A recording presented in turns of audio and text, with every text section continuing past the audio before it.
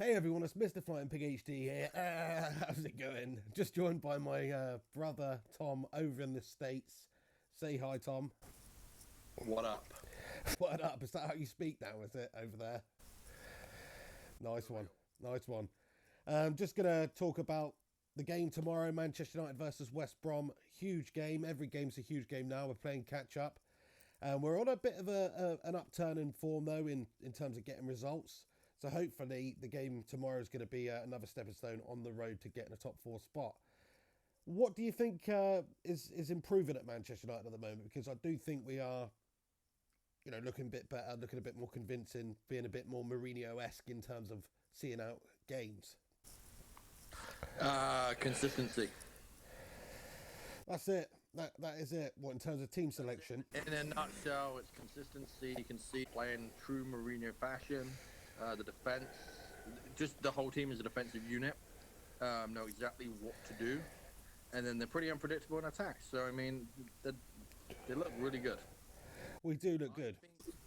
United will finish fourth, and I think we'll win the Europa League and or a domestic cup. Well, that's pretty optimistic, isn't it? So you're saying we're going to do the treble this season? What, fourth isn't part of the treble? Yeah, you're right. Well, some people consider it a trophy, don't they? That's Arsenal get their hands on that every year. Yeah, well, that's another story. They might actually go far this year, Arsenal. They've got a good team. They have, haven't they? Alexis Sanchez up top there seems to be doing the business for them. Very good. Very good indeed. Trust them defensively in the important games when it's close. I just don't trust them. I don't trust their style. They're proven losers, so I don't see necessarily that's going to change. But I think they've got. I like that. Proven losers. Arsenal are proven losers.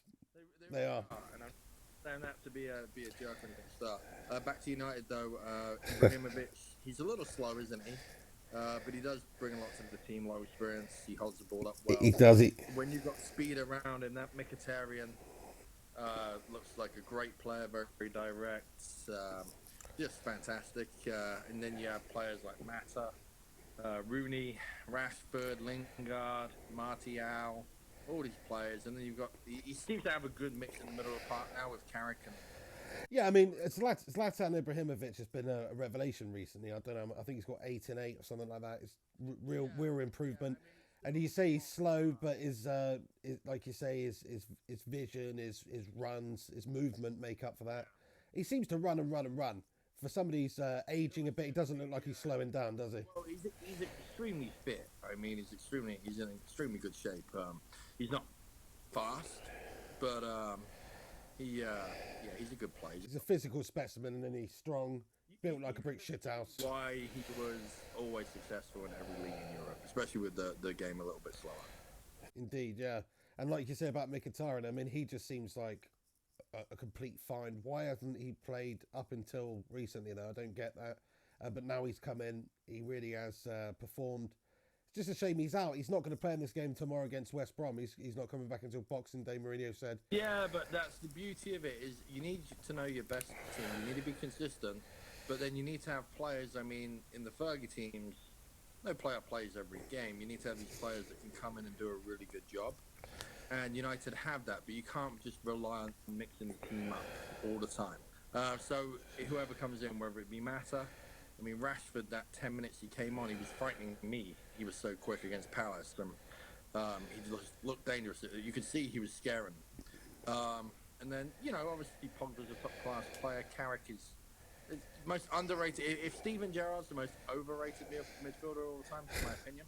And I'm saying Gerrard's not better than Carrick, or didn't bring more to the team this day, but Carrick is such an underrated midfielder. I totally agree. I was looking at the statistics for all the games we played this season with Michael Carrick in the side, and it's about 8 wins and 2 draws, when he starts. Pure class. Phil Jones, I've always thought he was a fantastic defender. West Brown, it's funny to make this comparison here. West Brown, to me, when he came on the scene, I was like, this guy is one of the best defenders I've ever seen, and people will laugh at that, and that's okay, they can laugh at it. But he never took that next step. You know what I mean? Yeah. He came on, it just looked like he knew how to defend. Well, Phil Jones does too. Phil Jones is also a ball player. Now he's just concentrating on defending right now. But Phil Jones was kind of, and people will laugh again, but when he was at Blackburn Rovers in 18, he was like your John Stones of that era, playing the ball from out the back and stuff like that. He was. It's a shame he had his progression halted, didn't he? When Fergie brought it in, we were all expecting him to be the future captain of United, like a real no nonsense, but also a utility player who can play in centre of the park, or but he just didn't happen for him until now. At least it seems like Mourinho's put his arm around him. You're talking over me, mate. You're talking over me. You're talking over me, mate. You're talking over me, mate. You're a fucking twat, aren't you, mate? It's not going to work unless we just let each other speak. Ferguson said he had the ability to be the best player United's ever had. Now, that may seem, again, people may laugh at that, but he did have that potential. He does have that potential. He can be a top-class player. And you're talking about someone who turned Marco Materazzi into the, most effective centre-back in the world. Now, yeah, I think United has got consistency. Chris Smalling is going to find it very hard to get back in the United team ever now. He is, yeah. Last year, he was our only good defender, That's a shame. I don't like to think of his future at United being, not being how it perhaps would have been, because he, like you say, last couple of seasons he has been our best defender. Phil Jones has been nowhere, but at the moment Mourinho's choosing Phil. Phil's performing. We've got Eric Bailly. He's probably not going to be playing though tomorrow, so maybe. He's going to be out for a couple of months, but Chris Smalling's not as good as Eric Bailly, I don't think. No, I mean, Bailly's your definitive Nemanja Vidic, I totally agree with you. Yeah, he's a great defender. That's what you need, and then you need a good, intelligent ball-playing defender playing next to him, which is why I think Phil Jones and Bailly will be a good partnership. Chris Smalling, though, he could be your Wes Brown or your John O'Shea, someone to come in there and play that sort of utility role. He can play right back as well.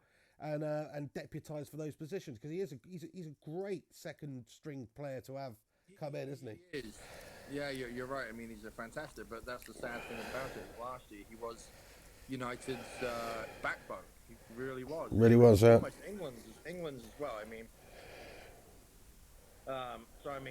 to think that he will struggle to get in the team, it shows the Mourinho effect. It really does. You're thinking, all these players that were kind of on the team sheet, and now it's like, I don't know if they'll get in. I don't fancy them. I mean, not just Rooney's form, but I don't think we've ever had a team where you're putting Rooney on the bench just because you're like, nah. Even if he plays well, we've still got class all over the pitch. So, true, yeah. Anyway. What do you think about, hang on, don't change the subject yet. I want to talk to you about the player of the season so far, in my opinion. Gone under the radar a little bit, but Antonio Valencia, because he has just been absolute quality. And considering he's adapted over his career into that sort of flying wing back, and to perform so well, I mean, it's just an absolute credit. He's almost like Cafu, isn't he? He is a bit, yeah. Bit of a Cafu. I like that comparison. His decision making is second to none. His decision making of passing the ball, his decision making of runs, his decision making of how to cross the ball. It's so underrated. I mean, Beckham was a great delivery, many assists, but not every, they weren't always the same. Sometimes he'd drill it.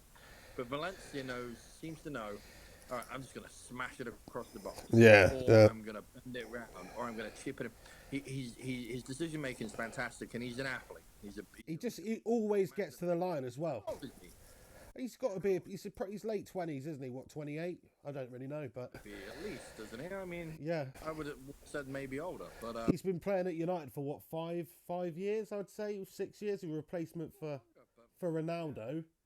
So yeah, long time. He's a class little player. I think Luke Shaw's going to come in. Marcus Rosa looks good. There's so much strength in depth. I mean, I think United are in a situation now where moving forward from here, it's kind of the lines almost been drawn recently. And moving forward, we can't not challenge for everything now. We have that good of a team, and Mourinho's just put all the right pieces in. Totally. We have got strength and depth now. Yep. And so, and of course, if it goes bad again, people are going to get Mourinho's back, which is ridiculous. But let's talk about someone that I'd like to get on the back of real quick. Go on. All right, so I'm just going to have a go at the English mentality. I was being too nice, now I'm going to upset everyone. And here's the English mentality for you. What we don't know is always better. Elaborate. I remember in the 90s, we had all these great players. Oh, the Italians, they slow it down. Oh, they do this. Oh, do this. Do you know what was so refreshing about, and just let me speak here because I'm not going to talk about England, but I'm going to use them as a reference point. What was so refreshing about the 4 games in charge with Gareth Southgate, it was the first time in nearly 20 years that England played like England, that England played an English style. We're not France, we're not Italy, we're not Germany, we don't want to play like them. We're certainly not Spain. And that's not the best way to play. There's no best way to play. There's no blueprint for soccer. It's what's effective, okay? Soccer? So, yeah, all right, football. This is what really pissed me off about English people and the naivety of English people. And if I'm proven wrong with a statement, then fine. But this is what really frustrated me. Again, there's no right way to play soccer. I think Barcelona Soccer? are boring. They bore me to death, especially when Guardiola was there. They kept the ball at times to defend. He's come in now, and he is struggling. He is struggling with millions and millions of pounds. If this was Man United right now, people would be laughing. And yes, Man United spent a lot of money, and Man City are ahead of them in the league. But City do not know. Talk about a manager that doesn't know his best 11. Talk about someone who's trying to play a style of play that's not going to work. He's only got one style of play. See, the great ones, the Fergies, the Mourinhos, the, whatever list you want to make, they can adapt, they can change. Fergie played so many different styles. Mourinho's played so many different styles with all his teams. Guardiola has one style, and if it's not effective, what's his plan B? He doesn't have one because he's a muppet. No, I concur, mate. I think he's really struggled since coming in, and coming in, and all these English people were like, "Oh my God, he's a genius! This tiki-taka bollocks." Don't get me wrong. He's a very intelligent, world-class coach. But there's a difference between that and someone who is going to be effective and win and win and win. It's okay when you've got 2 teams in a league. That's all. The only leagues he's ever been in. You're seeing now, even the Watford game. I watched 20 minutes of that extended highlights. They did not look comfortable. They look so shaky. No, they do. They've really lost it. They started the season well, but they're still 6 points ahead of us, though, mate. And but I agree. I don't know. I don't understand some of his mentality. Some of his methods are strange. Like why would you just get rid of Joe Hart, who is, say what you want about, he's one of the better goalies in the league. Get rid of him. He's a great shot stopper. He may not be great with his feet. Since when did it become about goalkeepers being great with their feet? That's never what it's about. It's about stopping the ball going to the back of the net, And okay, you want somebody to be able to play out from the back like that, but not if you're a very shaky goalkeeper. He's not as good a goalkeeper as Joe Hart. I'll say that right now. No, he's not. He's nowhere near. But that's the problem. Is that Guardiola is very astute and very wise in that way. Is that he wants to play his style, which is high pressing. The keeper needs to come up the pitch. He needs to be an outlet. He needs to be good with the ball. That's not Joe Hart's game. So what Guardiola is doing is literally just playing his own style. That's not going to work in the Premier League. No, you've got to adapt. It's not. I mean, you saw Leicester make a complete, just laughing stock of them, and you could see the naivety. And again, that's what annoys me more than anything. These English armchair experts, which I am myself. I go out there and I coach every week, though, and I try and develop, and then I watch and whatever. But yeah, I'm not comparing myself to any of these guys. But what I'm saying is, it's like, the Brazilian factor. Would you remember that back in the day? Every time a Brazilian touched the ball, it was Brazilian magic. We're English. Yeah, but that's because it was so, mate. They were quality. Don't compare Brazil to England now, because England are shit. So, England are going to be okay here. What with Gareth Southgate in charge, the Pizza Hut advert guy with a bag on his head? Gareth Southgate, you reckon he's the man for the job? The man who got Middlesbrough relegated, that bloke, that's all he's ever done. Gareth Southgate, what have you done in your managerial career? I've got Middlesbrough relegated and I managed the under-21s for a few years. Does that qualify you to be England manager these days, does it? Plus, not to mention, he's a complete weed. If Gareth Southgate was giving me a telling off, I'd say, sit down, Gareth, before I slap you one, pal. I don't think you would. I think I would. And what you got to realise as well, Joe, is that he's in his 40s, right? I'm 32, you're turning 30. I'm older than any English player in the squad, in the last 5 squads now. They're all... Rooney's 31, he's the oldest. These guys think of Southgate as a real authority figure. Okay, he's old enough, but he's close enough to be able to have a rapport with him and an understanding with him. But then he's old enough where there's respect. He comes across very well. I think he's very smart. I think he could read the game so well as a player, and you could see time and time again in coaching, reading the game is so important. Oh, he's a very good player, yeah, and yeah, and he was. Talk about underrated player. I mean, he was a brilliant centre. He really was. So, to criticise them, I think that's unfair. And I think that England played better in them 4 games. They played like England, and I'm contradicting myself. And someone bright, one of your subscribers who's bright, might not be too many of them. Real way to gain acceptance from the viewers here, mate. They may say, Tom, yeah, it's not Tom again, is it? Yeah, he just said that Guardiola has one style and then he wants England to play a style. International football is completely different, okay? Your blueprint is there. And hey, play like Man United, play like us, that's fine. But you can't just change everything overnight and then not know what your best team is. So anyone that thought Guardiola was going to walk into the Premier League, which was many people, and just be amazing, good luck. You've got to adapt. I totally agree. You've got to adapt. You can't come in and that's what I sort of appreciated about Louis van Gaal. One of the few things that I appreciate is that if he saw something wasn't working, the next game would be quite drastically different. And trying to find that, find what works in the Premier League.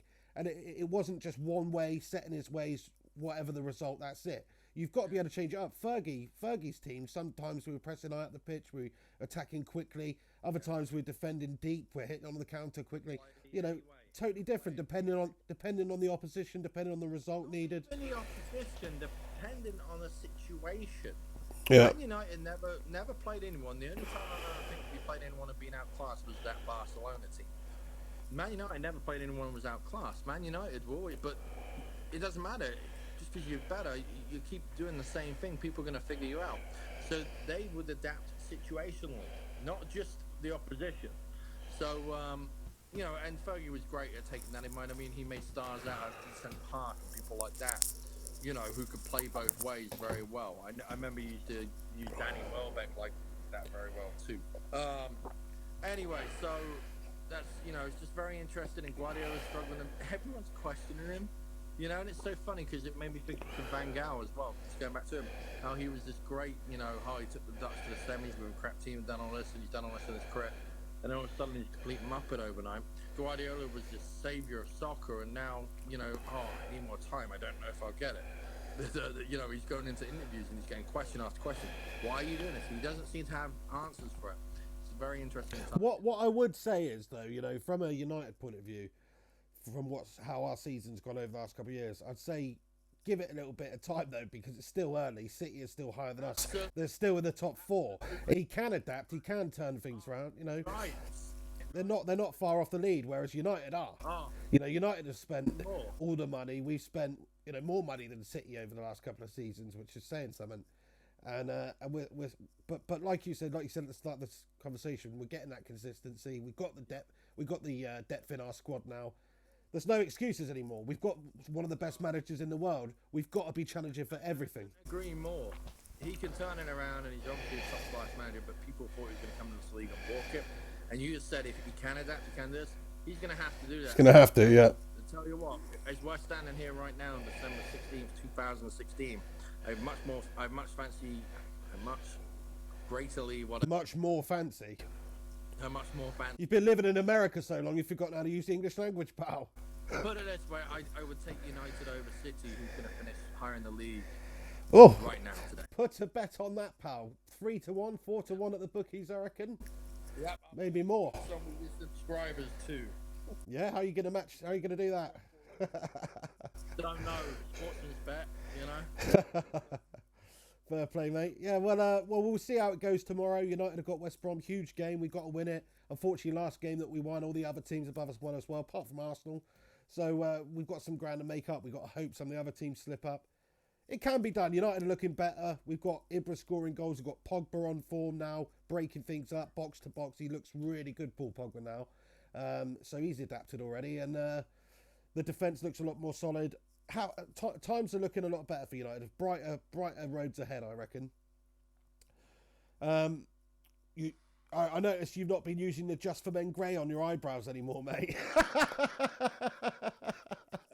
All right. So what else do you want to talk about? Well, we could talk about a bit of boxing. Anthony Joshua versus Vladimir Klitschko has been announced. You've got David Hay, who's having a fight against Tony Bellew. Some interesting ones. Joshua Klitschko, how do you see that one going down? I fear for Joshua. I really do. Because he's come in, he's not really had anyone. Klitschko's been top of the sport for 20 years. He's as veteran as you can get. I do fear for Joshua. Hopefully he wins. I mean, I love it. He seems like a really nice guy. He seems like he's completely committed. If he loses, I don't think he'll be back, but I really do, because this Klitschko, he's no mug. I think he would have battered, Tyson Fury, if they would have met again.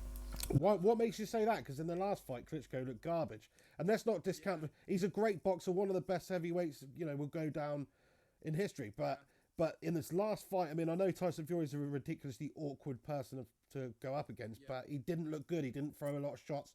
Didn't really go for it until the final round, which is disappointing. And Joshua just goes out there looking for the early knockout pretty much every time. He's got the power. I reckon he's got the power on Klitschko. I reckon he's got the speed on Klitschko. He's got the age on Klitschko. The only thing Klitschko's got is the experience, which is huge. And the heart, Klitschko's never going to lie down and let you take it. He's got the heart.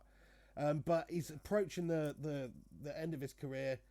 He's only slowing down now. He's not fought for 18 months, a bit of ring rust there. At that age especially, that's a huge factor. Joshua's just been having regular fights. He's a physical specimen in his physical prime, or coming up to his physical prime. Let's have you stop talking there, mate. You've gone on a little bit. Well, you've gone on about 10 minutes in this call so far, pal. This is the Mr. Flying Pig HD channel, not the Twat Tom channel. Do you know what I mean? This is a podcast, and you've invited. It should be more question answer. Okay, I'm sure your subscribers would rather. But the thing is though, this isn't an interview. This is just a conversation. You're not a notable celebrity or anything. I don't have any interview questions to ask you. We're having a chat, and that's a two-way street, pal. Stop talking. So here's what I would say: that it's probably a big wake-up call for Klitschko in the last fight. Experience is everything, as you said. I do fear for Joshua. I hope he wins. Yeah, I hope he wins too. Let's move on. McGregor, Mayweather. Mayweather's come out. Never gonna happen. Why won't that happen? In a boxing ring?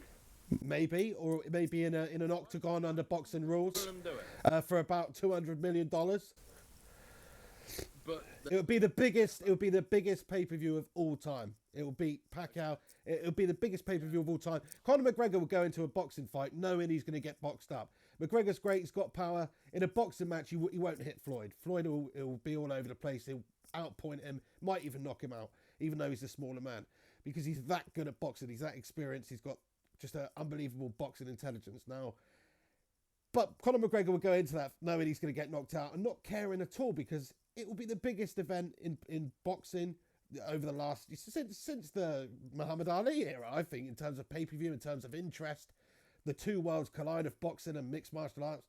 Unbelievable. Everybody I know would buy that. The casual fans, everybody. So why wouldn't they do it? It's a payday from the gods, that one. It might not get commissioned, because McGregor's an inexperienced boxer. Is this a conversation, or is this... This is a rant now, pal. You've pissed me off. This is a rant, okay? No, let me finish. Okay, I'm finished. There's a lot more to it than just money. There's a legacy, there's future earnings. I don't see what's in it for either of them, to be quite honest with you. I think it would be just a freak show, and freak shows are only good to build up. Once you watch it, you never want to go back, and it just leaves a sour taste in your mouth. So I don't think anything good can come from that. I don't see the point in talking about it. Well, I still think Conor McGregor has a 5% chance of winning that fight.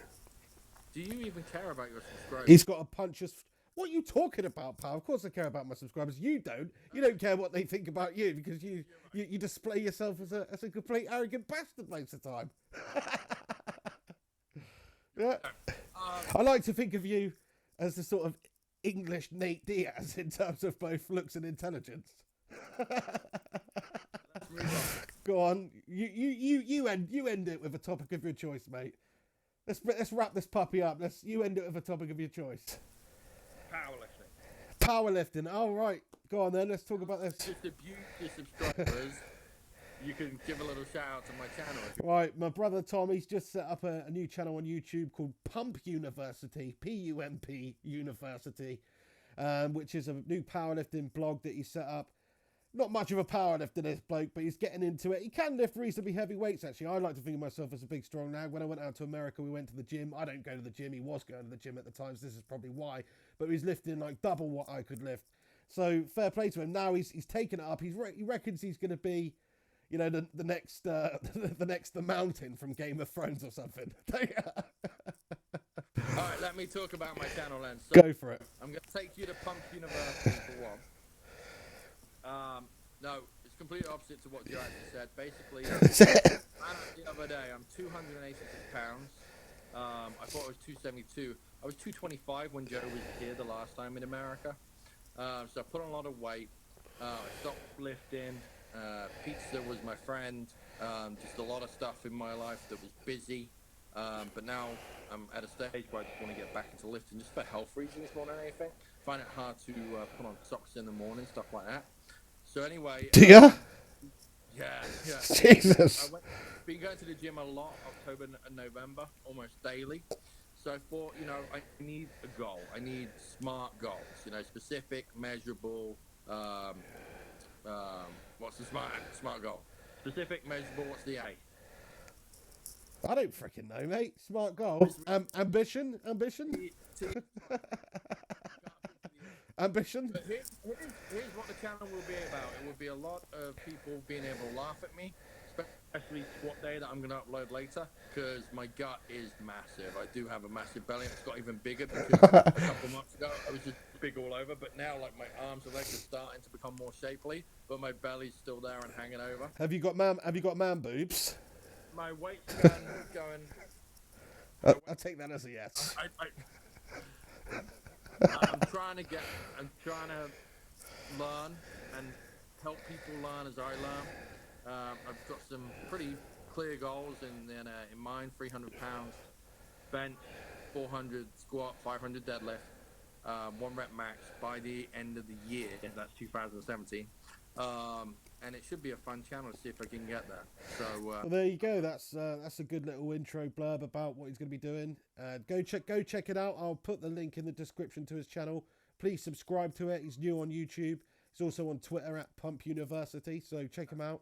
And probably, you know, you can make fun of me for free. I mean, it's a real good opportunity to have a laugh at my expense. That's right. So well, I think we'll wrap it up there. You know, thank you for joining me, Tom. Looks like you've got something going on there now anyway. So yeah, no, I've got some stuff going on now, but I feel red faced after this call, just listening to you bang on and trying to get a word. Well, do you know what? The feeling's mutual, pal. If we go through this video at the end of it, you'll notice that about 70% of this call is you just talking nonsense the entire time.